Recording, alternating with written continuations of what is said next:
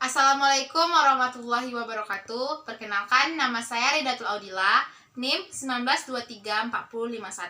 Saya Prodi Perpustakaan dan Ilmu Informasi, jurusan Bahasa dan Sastra Indonesia dan Daerah, Fakultas Bahasa dan Seni, Universitas Negeri Padang. Pada kesempatan kali ini, saya akan mereview materi dari mata kuliah Manajemen Pengetahuan. Pertama, saya akan menjelaskan konsep informasi, data, pengetahuan, dan manajemen pengetahuan.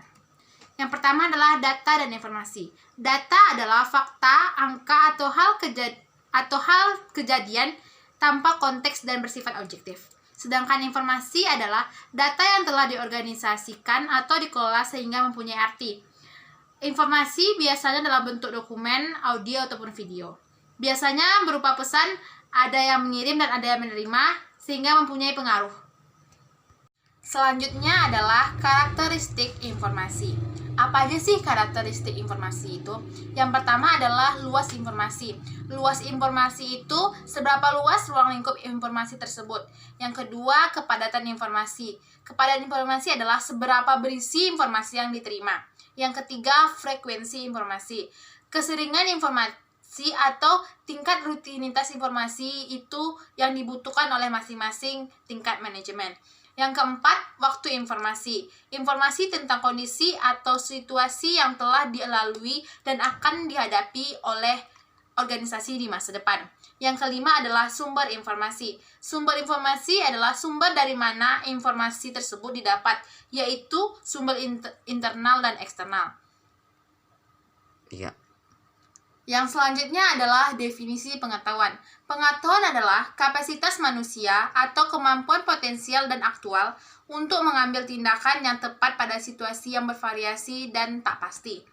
Ada juga pengertian pengetahuan adalah campuran dari pengalaman, nilai, informasi, dan wawasan yang merupakan kerangka untuk memahami pengalaman dan informasi baru. Sebagai contoh, ada daftar mahasiswa baru semester 1 jurusan Kimia Universitas Negeri Padang adalah sebuah data. Kemudian daftar tersebut disampaikan kepada dosen sebagai bahan absensi. Berdasarkan data tersebut, para dosen memberikan informasi kepada para mahasiswa bahwa peserta kuliah kimia berjumlah 350 yang terdiri dari 200 siswa perempuan dan 150 siswa laki-laki. Selanjutnya, salah satu mahasiswa mempunyai gambaran pengetahuan bahwa jumlah siswa perempuan lebih banyak dibandingkan mahasiswa laki-laki. Kemudian mahasiswa lain mempunyai pengetahuan yang berbeda bahwa peminat jurusan kimia sebagian besar adalah mahasiswa perempuan. Jadi dari gambaran ini, berdasarkan informasi yang sama, pengetahuan yang diterima oleh setiap orang akan berbeda. Tujuan penerapan knowledge management atau manajemen pengetahuan. Penerapan manajemen pengetahuan akan memberikan pengaruh terhadap proses bisnis organisasi. Yang pertama adalah menghemat waktu dan biaya. Dengan adanya sumber pengetahuan yang terstruktur dengan baik, maka organisasi akan mudah untuk menggunakan pengetahuan tersebut untuk konteks yang lainnya, sehingga organisasi dapat menghemat waktu dan biaya. Yang kedua adalah meningkatkan aset pengetahuan. Sumber pengetahuan akan memberi kemudahan bagi setiap karya untuk memanfaatkannya. Sehingga proses pemanfaatan pengetahuan di lingkungan organisasi akan meningkat. Dan akhirnya proses kreativitas dan inovasi akan terdorong lebih luas dan setiap karyawan dapat meningkatkan kompetensinya. Yang ketiga adalah kemampuan beradaptasi. Organisasi akan dengan mudah beradaptasi dengan perubahan lingkungan dan bisnis yang terjadi. Yang keempat adalah meningkatkan produktivitas. Pengetahuan yang sudah ada dapat digunakan ulang untuk proses atau produk yang akan dikembangkan sehingga produktivitas dari organisasi akan meningkat. Yang keempat, pentingnya knowledge management. Knowledge management dipandang penting karena implementasinya memberi manfaat pada bidang operasi dan pelayanan. Dalam meningkatkan kompetensi personal, memelihara ketersediaan knowledge dan inovasi serta perkembangan produk.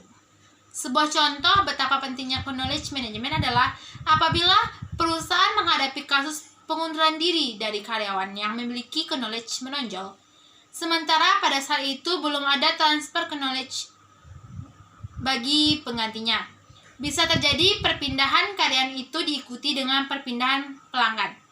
Bagi organisasi yang ingin menerapkan manajemen pengetahuan dalam organisasinya, perlu menyadari pertama, bahwa pengetahuan ada pada orang dan bukan pada sistem. Meskipun sistem punya data, dalam informasi yang dapat membantu pengetahuan. Selanjutnya adalah siklus manajemen pengetahuan. Yang akan saya sampaikan adalah siklus manajemen pengetahuan terintegrasi. Siklus manajemen pengetahuan terintegrasi terdiri dari tiga tahap utama, yaitu yang pertama adalah penangkapan atau menciptakan pengetahuan, yang kedua membagi dan menyebarkan pengetahuan, yang ketiga mengakuisisi dan mengaplikasikan pengetahuan. Selanjutnya adalah model spiral pengetahuan oleh Nonaka dan Takeuchi. Yang pertama adalah proses penciptaan pengetahuan. Proses penciptaan ini selalu diawali dari individu, pengetahuan bersifat personal atau privat, ditranslasi menjadi pengetahuan organisasi publik yang tersedia bagi orang lain, dan proses bersifat kontinu, interaktif, dan spiral interaktif antara pengetahuan tacit dan eksplisit. Yang kedua adalah konversi pengetahuan. Yang pertama, tacit ke tacit yang disebut proses sosialisasi. Yang kedua, tacit ke eksplisit yang disebut proses eksternalisasi. Yang ketiga, eksplisit ke eksplisit yang disebut proses kombinasi. Yang keempat, eksplisit ke tacit yang disebut proses internalisasi. Yang pertama adalah proses sosialisasi. Proses sosialisasi ini berbagai pengetahuan secara langsung, pengetahuan tetap bersifat tacit. Contohnya adalah brainstorming. Yang kedua adalah proses eksternalisasi. Memberikan bentuk yang terlihat dari pengetahuan tacit, memerlukan peranan untuk bertransform pengetahuan. Ya, contohnya adalah jurnalisme. Yang ketiga adalah proses kombinasi. Mengkombinasikan potongan-potongan pengetahuan eksplisit ke dalam bentuk baru. Pengetahuan yang ada diurutkan dan disistematis dalam sistem pengetahuan. Contohnya adalah presentasi di depan kelas. Yang ketiga adalah proses internalisasi. Proses ini adalah learning by doing. Jadi belajar pada saat melakukan. Mengubah pengetahuan dari pengalaman yang dibagikan menjadi model mental individu sebagai basis dari pengetahuan tacitnya. Contohnya adalah sistem database. Ini adalah perangkat manajemen pengetahuan. Teknologi digunakan untuk memfasilitasi komunikasi, kolaborasi, dan manajemen konten untuk menangkap, berbagi, menyebarkan, dan aplikasi pengetahuan lebih baik. Yang pertama adalah klasifikasi teknologi KM Rowlett 2003. Berdasarkan skema, yang pertama adalah komunikasi, kolaborasi, menciptakan konten, mengelola konten, adaptasi, e-learning, perangkat personal, kecerdasan buatan, dan jaringan. Perangkat penangkapan dan penciptaan pengetahuan.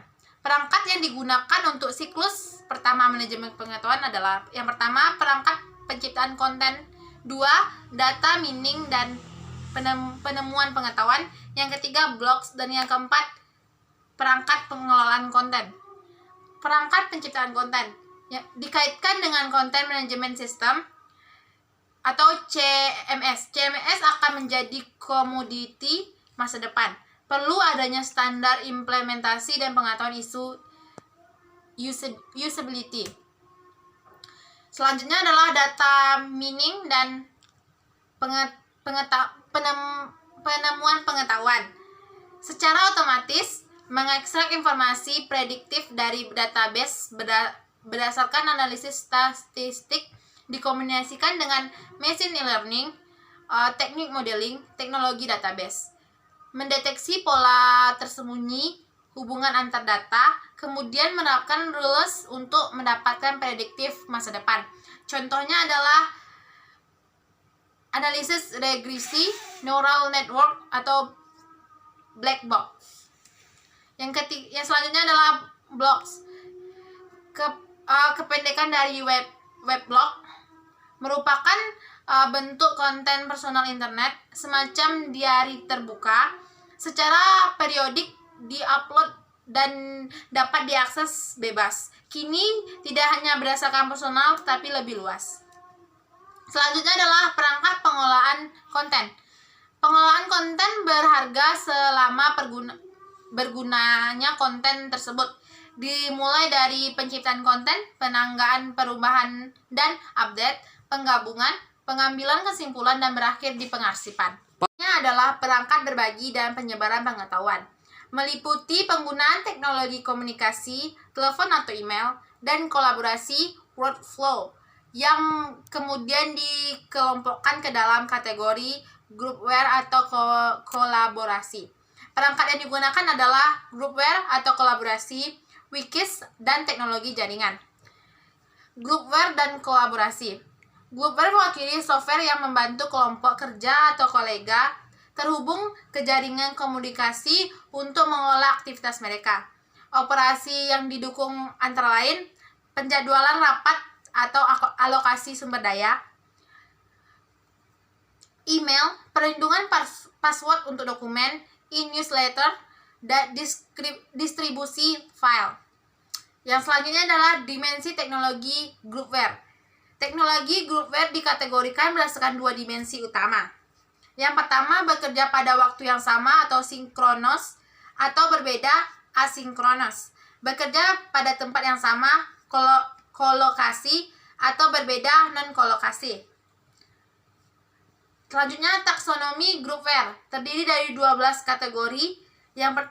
Email messaging, jadwal dan kalender kelompok, sistem e-meeting, konferensi real time, konferensi non real time, pengolahan dokumen kelompok, workflow, perangkat pengembangan workflow, layanan groupware atau perangkat kerja knowledge management, aplikasi groupware, aplikasi kolaborasi berbasis internet. Selanjutnya adalah wikis, software berbasis web yang mendukung konsep pengeditan terbuka yang memungkinkan banyak software untuk membuat dan mengedit konten melalui website. Contohnya adalah Wikipedia. Selanjutnya adalah teknologi jaringan. Tersusun atas internet, network intraorganisasi, extranet, network interorganisasi, menyimpan pengetahuan, knowledge repositories, portal pengetahuan, dan workspace berbasis web untuk berbagi. Selanjutnya, knowledge repositories, gudang berbasis komputer yang bersifat online untuk menyimpan kepakaran pengetahuan, pengalaman, dan dokumen tentang suatu domain kepakaran tertentu. Disebut juga expensive basis atau corporate memories, berisi koleksi pasif atau koleksi aktif. Selanjutnya adalah jenis knowledge repositories. External knowledge repositories ini adalah perangkat akuisisi dan aplikasi pengetahuan. Sistem e-learning menyediakan dukungan untuk pembelajaran, pemahaman, dan pengertian yang lebih baik untuk pengetahuan baru. Sistem pakar, sistem pendukung keputusan atau DDS, membantu knowledge workers untuk lebih baik mengaplikasikan pengetahuan dalam pekerjaan. Intelligent filtering tools adalah software program yang membantu user untuk bertindak atas namanya, membantu melakukan news gathering, bertindak atas inisiatif sendiri, memiliki kecerdasan dan dapat belajar, meningkatkan kinerja melakukan pekerjaan. Selanjutnya adalah kategori intelligent agent. Yang pertama adalah mencari informasi yang spesifik. Yang kedua, menyesuaikan dengan preferensi individu dengan belajar dari pola yang terdahulu. Yang kedua, membandingkan the best price of an item. Information integrate agent, membantu user untuk mencari informasi dengan cara cerdas. Yang selanjutnya, hyperagen, melakukan semua tugas secara mandiri tanpa interaksi manusia. Selanjutnya, information overload. Terlalu banyak data akan menjadi masalah sehingga harus diteliti informasi yang dibutuhkan. Dua jenis masalah information overload. Yang pertama adalah information filtering, yang kedua information gathering. Yang pertama adalah information filtering. Kita harus mengalami sejumlah besar informasi untuk menentukan sebagian kecil informasi yang relevan dengan kebutuhan kita. Informasi gathering, tidak ada informasi yang cukup tersedia untuk kita dan kita harus mencari dengan waktu yang lama dan sulit untuk menentukan informasi yang kita butuhkan. Teknologi adaptif digunakan untuk menyasar konten lebih baik kepada pekerja knowledge atau kelompok pekerja knowledge yang spesifik. Bisa dilakukan dengan cara 1. Kustomisasi, 2. Personalisasi. Sekian dari saya, terima kasih. Saya ucapkan Assalamualaikum warahmatullahi wabarakatuh.